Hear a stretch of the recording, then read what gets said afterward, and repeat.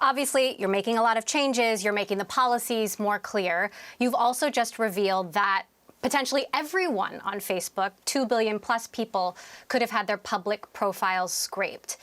Can you put the genie back in the bottle at this point, or is this all too little too late? Well, let me address that specific issue and then talk more generally. On that specific issue, we had a feature where you could look up people by name or by email, and that was important for finding people. And someone made a directory they shouldn't have made with that information. But to be very clear and specific, all of that was public information. That was information that was already publicly available on Facebook. Now, to your broader question, we know that we did not do a good enough job protecting people's data. And I'm really sorry for that, and Mark's really sorry for that. And now what we're doing is taking really strong action. Starting Monday, we're going to be starting the process of rolling out to people all over the world, right at the top of their newsfeed, all the apps they've connected to, and a very easy way to delete those apps. And as part of that, we're going to tell anyone who might have had their data affected or accessed by Cambridge Analytica who they are. We're taking very strong steps to restrict more data that apps historically have had access to.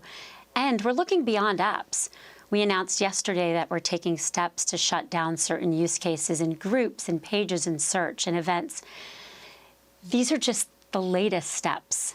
This is going to be a long process. We are systematically looking at all the ways Facebook data is used.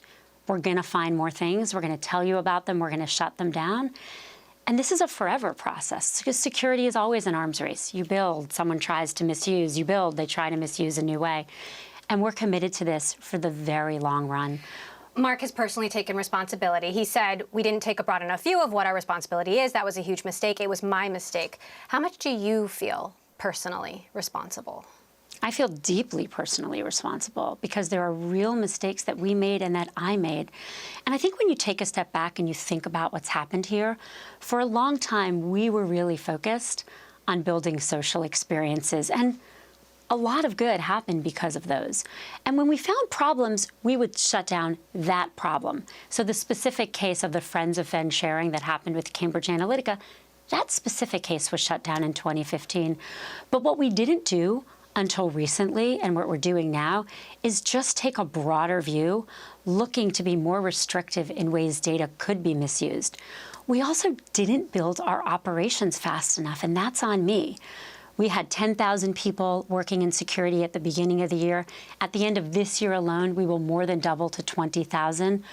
We are massively investing in smart technology, and we're doing all of this to make sure that we get to a place where we can proactively protect people's data. Facebook has constructed a business model that leverages personal data that users share with Facebook, and you are the chief architect of that. Assuming the business model will evolve as a result of all these changes, how will that impact the bottom line? How will that impact profitability? We've never run this company for short-term gains, and we've never run this company to maximize profits. We run this company for the long-term health of our community and business.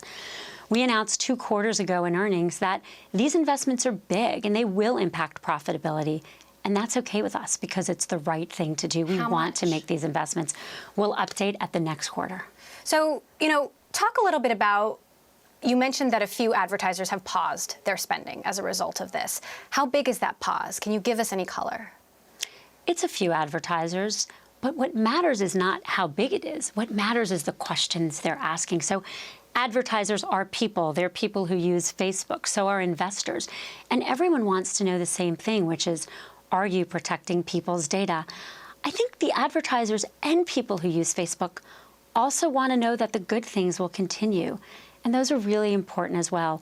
Earlier this week, I was in Houston. I met this incredible man, Ramon. I went to his local taco store. When Hurricane Harvey happened, he had lots of food but no power. So he used Facebook to find a competitor who had a taco truck, teamed up with him, and then they used Facebook to drive around and find people who needed food. Now, those people were publicly sharing their location on Facebook. And what people want to know from us is, are we going to take steps to be more protective and more proactive? And the answer to that is a firm yes. But we're also going to take steps to make sure that the good that happens on Facebook can still happen. With all that we know now, do you believe that Facebook played a decisive role in electing Donald Trump? There's a lot of concern about what happened in this election. We are certainly concerned about the foreign interference on our platform. The overall picture here, I don't think anyone knows yet, but it's an important question, and I think it's one that's going to be studied for years and years to come. Where we're focused now is taking the lessons of past elections and making sure we apply them going forward. Foreign interference. You may have seen earlier this week, we took very strong steps to take Russian IRA content off our site. That was the content that was in the U.S. election that we did not find quickly enough, but now we're analyzing ahead, and we found 270 pages and accounts linked to them that were deceptive in Russian, targeted mostly at Russians. Our message is very clear. There is no place for this deceptive content, for these troll farms anywhere in the world. We took this down in Russia. We're looking for others from other similar groups, and we're going to take them down anywhere in the world. Mark has been asked if he's the right person to lead Facebook. Do you believe that he is? He said he is. Do you agree? I believe deeply in Mark. Mark had a vision for what social services and social sharing could be, and that vision remains really important. Mark also, along with me and all of us, take full responsibility for what's happening here, and we're making a very important shift. We're going to keep building social products because sharing is so important to people all over the world, and we're going to be much more proactive. Emily, I'm not going to sit here and say we won't find more problems. We will. We are going to continue to find problems. We are going to continue to shut down situations when we find them. And this is a forever thing because security is an arms race. This is something that we're signed up for, not just now, but on an ongoing basis. Mark Zuckerberg said he hasn't seen any meaningful impact in use, but we all have friends who have taken Facebook off their phone, who are using Instagram instead, who've sworn off social media. How do you explain that?